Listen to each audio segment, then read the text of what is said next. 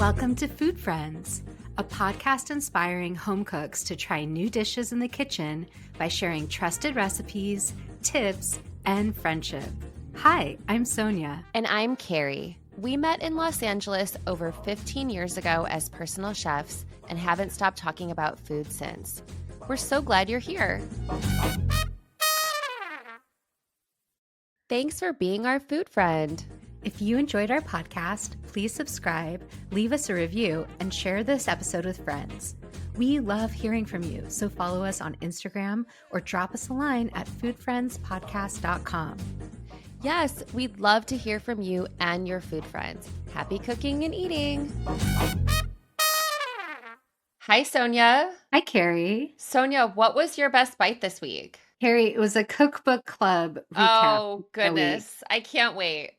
Cookbook Club met and we cooked from the Zuni Cafe Cookbook by Judy Rogers, which is kind of, I feel like, this classic Iconic cookbook. Iconic among cookbook lovers. Did you own the cookbook? I did, but I have to be honest, I never cooked from it. But this gave me the opportunity to not just cook through it, but to really sit with it. For one, I have to tell you, it's a pretty amazing book, but it's also a snapshot of a time and place. It was written in the early aughts. It's really a seasonal cookbook. Her restaurant, Zuni Cafe, still exists. She unfortunately passed away a few years ago. And it's just so interesting to look through the book, to really cook from the book in a way you almost have to live in California. Because there are a lot of recipes that are very specific to the ingredients that you can find there. Well, will you remind me too? Is it Zuni Cafe was in San Francisco? It's Northern Yes. California, right? I mean, I'm mildly familiar with it. I don't own it. I've never cooked from it. I know that she's sort of famous for this chicken bread salad, roasted chicken with bread and greens. But when you said 2000s, I was like, oh, I thought it was more like the 80s. I had a sense of time and place, just kind of recognizing that her voice was very important in the food world. Yeah, I don't know when the restaurant opened, but this is when the cookbook came out. So obviously it existed a little bit before then. Right. But I have been to Zuni Cafe and it is a really special place. It's in this triangular building on a corner. It's so charming and welcoming, and the food is really incredible. And they are known for their roast chicken dish, which famously took a long time to get to your table, but was kind of worth the wait. And it comes with this salad with croutons that are sort of cooked in that chicken Pulled fat. in like schmaltzy chicken. Yeah. So we knew if we were going to do the Zuni Cafe cookbook for Cookbook Club, someone had to make the chicken recipe.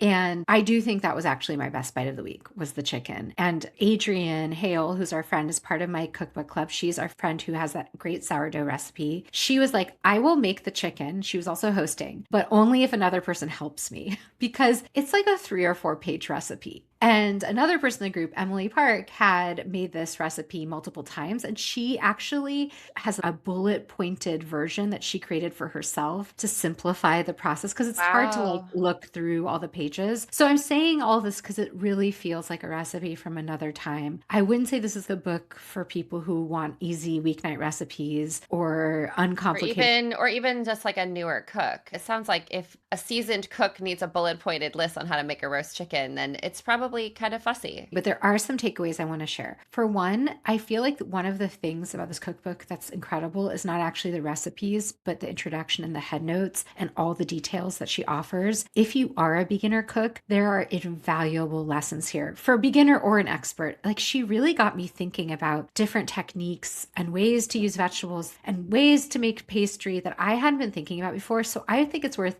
checking out from your library because there's a wealth of information and it can tell why it's a classic. The other takeaway from the book that we all collectively agreed on, and I think Adrienne really vocalized this, was essentially any protein you have benefits from being salted in advance. And the thing that makes the Zuni chicken so extraordinary is that you're salting it 2 or 3 days before you roast it. Is that an investment of time? Is that realistic for every home cook? Absolutely not. But it made me realize, like, my turkey. Very simple step, though. It's a super simple step. Yeah. And it made me think about how when I started dry brining my turkey, it completely changed my end result of my turkey. And it's the same idea. It's a dry brine of a chicken. You take your chicken out of the package, you pat it dry, you season it inside and out with salt, and then you put it on a dish and you put it in your fridge.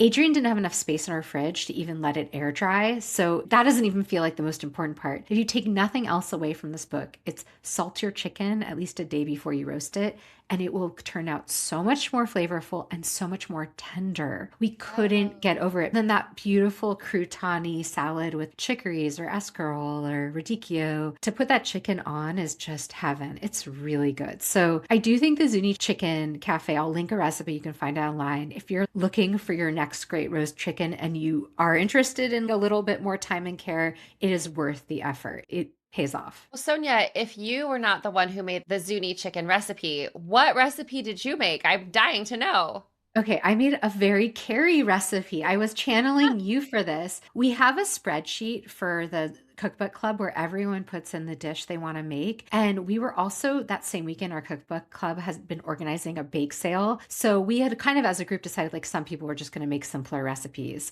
And so I knew there were going to be like a lot of vegetable sides. And I was like, okay, maybe I should bring a starch, because I was sort of deciding late. And so I saw this recipe. And once I saw it, I knew I had to make it because of you. So the recipe is called pasta with spicy broccoli and cauliflower. Pasta with spicy broccoli and cauliflower. Okay, I need to know more. Right? If you saw this, wouldn't you be like, I'm going to make that? I would say I'm going to make that. And also, what does this involve? What kind of pasta? What is your sauce? Is there cheese? Is it baked? Tell me all the things. It's not baked. It's not creamy. It involves a ton of broccoli and cauliflower. It's not that hard. I wouldn't say it's a 30-minute pasta, but it's definitely not a whole day pasta. So It's not 4 pages in a bulleted it's list. not, it's definitely not 4 pages. So one thing you do is you toast your breadcrumbs, and she kind of tells you just like rip apart bread. It's a sort of large breadcrumbs, and then you drizzle them with olive oil and stick them in your oven and toast them. And while they're toasting, you cut up your cauliflower and broccoli. I am going to link a recipe, and I've seen people online make this with just cauliflower. So you could also go that route. If you're like, I don't want to deal with broccoli, I just want cauliflower, that's fine. It's a tremendous amount. So it's all about technique. So your breadcrumbs, you toast them, you pull them out. After you've cut up your broccoli and your cauliflower, you're cutting them really thin. I think she says an eighth of an inch thin. Some pieces have like little stems on them, some become crumbly. She tells you that's all part of it. And then you get like a quarter cup of olive oil in a big pan. So it's a lot of olive oil. Yeah. And you heat it up and you start throwing in your cauliflower and your broccoli. Now, she tells you to add it all in at once and don't move it essentially so it can start to brown. I found it was way too much vegetable to add all at once. And I knew it was just going to steam, or at least I was afraid it was. So I personally cooked it in 2 batches. I don't know if you have to do that. And basically, you're trying to move it as little as possible so that some pieces get browned, some pieces just get tender. And after it's brown, then you season it with salt. And then you also, and this is where all the flavor That's an comes from. important tip, I think, that you're It not is an salting important tip. it right when you put it in the pan. You're letting it get really browned first. That's right. And so that's one of the things I love about this cookbook. Each recipe has such important technique Right. insights. So then she tells you, like, once your vegetables are cooked, that's when you put your pasta into your boiling water. So now you have 9 to 10 minutes. And she calls for, I think, penne or something like that, but she offers But other, no penne at your house no because penne at our house. Jonathan does not like penne Jonathan does pasta. not like penne. So I used fusilli, which is a great thing for this. It's that sort of Corkscrew. corkscrew. Yeah. So all the little pieces land inside it. Okay, so then while your pasta's simmering, this is where you add all the flavor to your vegetables. You add a ton of chopped anchovy, garlic, fennel seed, and chili flake, which are quite Italian classic flavors, but that fennel seed adds such a nice touch. I actually added a little extra fennel seed to mine because I really liked it.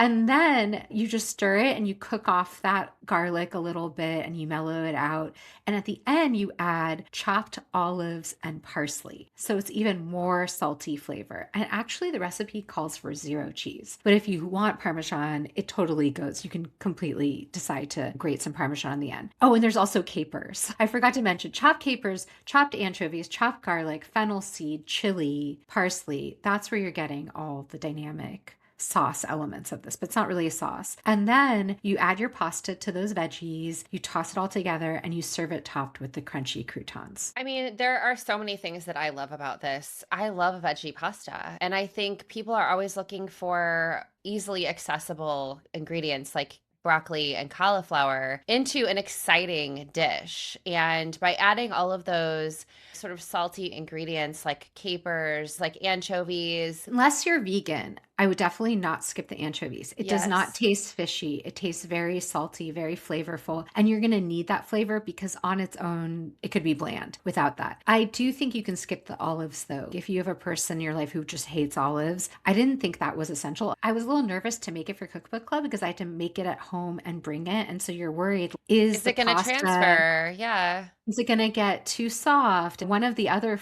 people in Cookbook Club, Laura, was like, Sonia, I want to make pasta, but I was nervous too. And then she and I both were like, you know what? It held up pretty good because even though it was just lightly warm, it was almost like a really delightful warm pasta salad, if that makes sense. It sounds like it's a good, actually a great buffet dish that Yes. you could make and just kind of set out and you serve it at room temperature. I think to your point about the technique, I think what's really interesting is that you're really cooking all that broccoli and cauliflower. You're focusing on getting the flavor out of the vegetable, and then you're adding all that flavor back in with all those salty elements. You actually don't need the salt at the beginning of the recipe. I think this idea of really focusing on that browning is the smart version of doing it. Yeah, and just a few last shout outs to the Cookbook Club dishes on the table because one thing that was very clear is when you cook from this cookbook, the things go together. They just worked. It was kind of Wow. magical. It was surprising because not every cookbook club works like that. And there was something about this one that particularly did. Someone made a gorgeous citrus salad with fresh greens that just really lightened the plate up. But there was one other surprise hit that really shocked me. This woman, Santha, made this mushroom salad, which I would not have thought to make. And the original recipe calls for portobello mushrooms, which also felt kind of a different time. You That don't felt see it feels many, very 80s to me. but she made them with baby bell mushrooms, which is really the same mushroom. And it's shaved, very thinly sliced mushrooms with creme fraiche and a little Meyer lemon squeezed over and olive oil, a shaved mushroom salad. Doesn't sound necessarily exciting or even that amazing. Appetizing. Yeah. It was unbelievable. It was so good. I was like, this I'm making again for sure. That really changes the way I think about a mushroom salad because I sort of have like a love-hate relationship with Meyer lemon. Just your endorsement of that idea is really interesting. And I think that seeing the food world through one person's eyes is a really beautiful thing to do. Yeah, and I think I always like learning why a cookbook becomes a classic, and this really is. And so I didn't fully understand it until I got to try a couple dishes at once. So it was really fun. So, Carrie, what was your best bite of the week? Well, Sonia, this will probably not surprise you, but nachos were my best bite of the week. It really started with going to the Laker game, and we had nachos at the game. We had a version of nachos that I don't usually have, which is nachos with a very creamy cheese sauce. Like a queso-y kind of Like a sauce. queso-y kind of sauce. James and I shared it for dinner. Mac kept, stealing. He had a burger, but he was stealing nachos from us. And it was like a really fun dinner. And it really inspired us to also have nachos for Mac's birthday. So I had two nacho moments in the last week that were really incredible. One was at the Laker game, and then one was in my own kitchen. And I made a big platter of nachos for us. And so I want to tell you what I put on my nachos I need to know everything. that made them really different, but also so delicious. We like to layer cheese, like shredded cheddar. We usually do a mix of like shredded sharp cheddar, shredded Monterey Jack. I also had some queso fresco, so I added a little bit of that to the mix. But what I did is I actually did kind of like two layers, and I do two different chips too. So I had corn tortilla chips. I like to use a thicker chip because it really holds up a lot better. What brand? I need to know exactly what brand. Well, this time I used a brand called, I think they're called Chicas. Oh, It's a thicker chip. A Tostito can be a little bit too thin and crunchy, and so it doesn't really hold all of those toppings, which we like a lot of toppings on our nachos. So the other thing that I mixed in were Fritos really? yes, because I love that corny flavor. And usually Fritos are kind of in a scoop shape, and so they really do hold the ingredients. So the bottom of my sheet pan was a mixture of a triangle tortilla chip and then a scoopy shaped Frito chip. And then I layered that with cheese and I added a little bit of, I had some black beans from a can that I drained. I dried out a little bit. I added a few of those on top. I have a spice mixture from Burlap and Barrel that is a Mexican blend of sorts. And so I just sprinkled a little bit of that on. And then I did another layer of chips, both tortilla chips and Fritos, and another layer of cheese. And then I had also made some ground beef with some taco seasonings, cumin, coriander. I used a guajillo chili powder, a little bit of onion in that, a little bit of tomato paste. I made it a little bit saucy. And then I had sort of little piles of ground beef, a few more of those black beans. And then I stuck that all into a really hot oven and let it all melt down together. I think of you as someone who excels at nachos. I feel like this is one of your areas of expertise, and you have made me incredible nachos before. You've also made me your famous potato nachos, where you slice thin potatoes, roast them, and layer them with different ingredients. And you always seem to include black beans, which I love. I love that you include them in your I like a nachos. black bean. Although Mac really, he also advocates for like a pinto. So, Well, he's not wrong. or if we have refried beans, Yes. we will add some of those in there too, which it adds a lot of creaminess. And there's actually something I completely forgot to mention that I also did was I had roasted broccoli. I was gonna ask because you Yes, usually I add usually do. I broccoli. usually add broccoli or cauliflower. I had a couple heads of broccoli.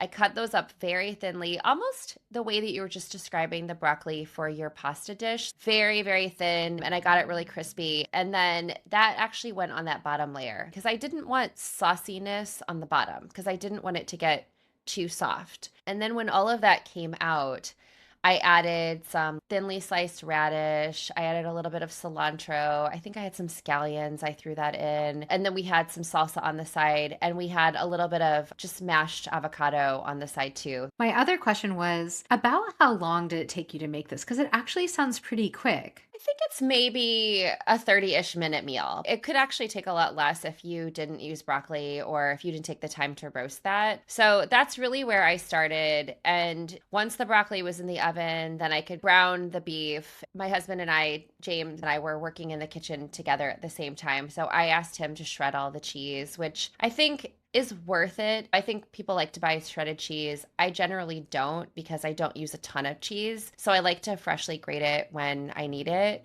And I actually think in this kind of application, it makes a big difference if you grate your own cheese. And I think you also need to use a mix of cheeses. Yeah, it sounds amazing. And it sounds like such a fun way to have dinner just on any random night. It just sounds so fresh and also so rich. And also, all the different textures are just so welcome. Yeah. And I also think of nachos. I mean, it's a request that comes from my family a lot, but nachos were for us really born out of this. How do we use up what we have in our produce drawer? And I think that's part of where the potato nachos came from. But I think just a way to kind of have this fun meal that's on a sheet pan, but that also has a lot of vegetables and whatever protein you want. I mean, there have been times where I've crumbled up tofu and seasoned that similarly to ground beef. I'm seriously craving nachos now. Well, as always, this has been so fun. I love talking about Cookbook Club and hearing your updates. And I love hearing about your inspirations for dinner. It always comes from somewhere fun. Well, until next time, Until next time, bye. bye. Thanks for being our food friend. If you enjoyed our podcast, please subscribe, leave us a review, and share this episode with friends. We love hearing from you, so follow us on Instagram or drop us a line at foodfriendspodcast.com. Yes, we'd love to hear from you and your food friends. Happy cooking and eating.